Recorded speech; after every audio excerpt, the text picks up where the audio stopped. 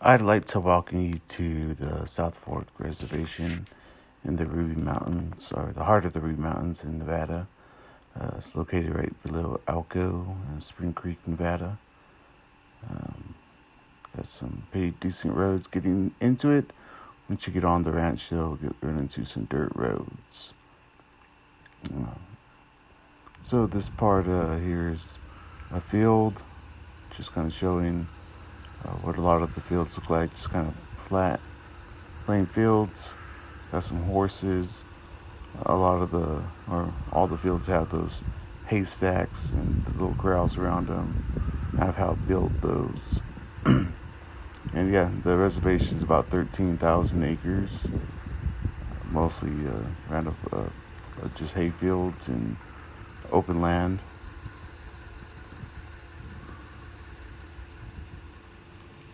This next part is going to be showing just a ranch that's down there where the corrals are, and this is where we have the rodeos. And then also you come down here you bring your cattle down here to, if you feed the corrals, to give them shots and such. And here's the weighing station, so when they sell the cattle, they can just weigh them right there, throw them on the truck. And then here's just a legal notice I wanted to show. Some of the things that the ranchers go through. Right across the way here is showing a greenhouse and just an old car that's been there for decades now. And then, so these are the cattle that are on my uncle's ranch. This is just an empty lot that I took the picture from.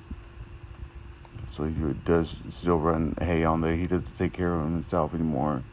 I just wanted to kind of show a couple old buildings that were sitting out there, what the ranch kind of looks like. And then these are the Ruby Mountains. That right there is the Ruby Dome.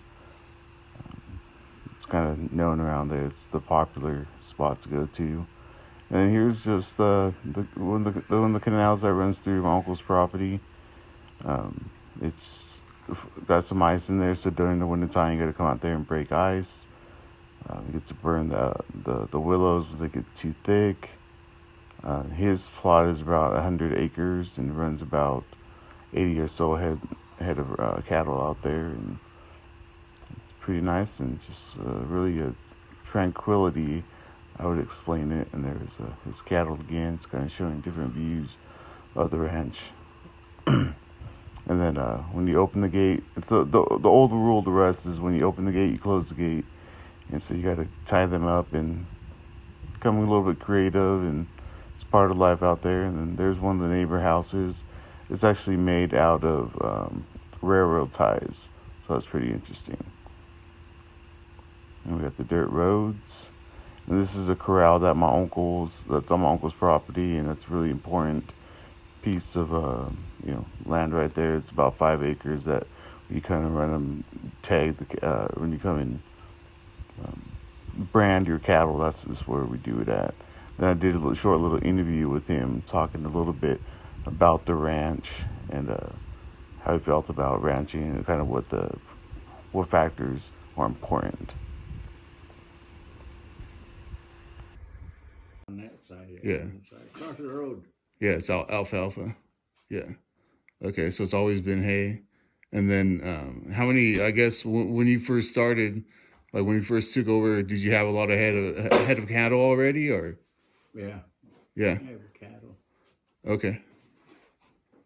And then, I mean, have you always maintained like the same amount, or does it fluctuate? Different, depends on the water.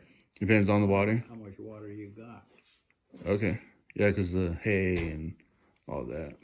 This year, the water went dry and nobody had water. Yeah.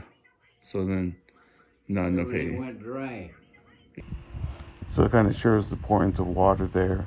My uncle's opinion. He's about 84 years old.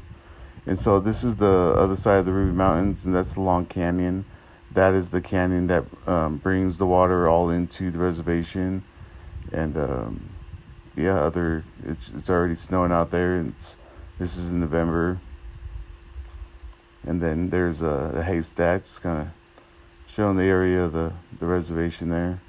So yeah, just come out there and be able to really free yourself up, and it's kind of what encouraged me to take agricultural communications science.